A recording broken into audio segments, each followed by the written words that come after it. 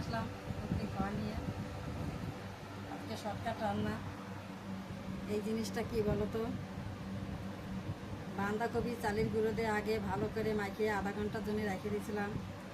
তারপরে এর মধ্যেই পেঁয়াজ রসুন থেতো করে দিয়া, একটু আদা ঘিষে দিয়ে সেইটারে ভালো করে ভাজে নিয়ে সেই চালের গুঁড়ো মাখা জিনিসটারে আবারও এর মধ্যে দিয়ে ভালো করে ভাজছি। তারপর দেখো তোমরা একটু এভাবে খাই দেখো, অনেক সুন্দর লাগবে। আর এই যে পটল দিয়ে, তেলাপিয়া মাছ দিয়ে, আলু দিয়ে তরকারি, আর কিচ্ছু হয়নি আজকে। খাবো আমি আর আমার ছোটো ছেলে, আর কি লাগবে বলো।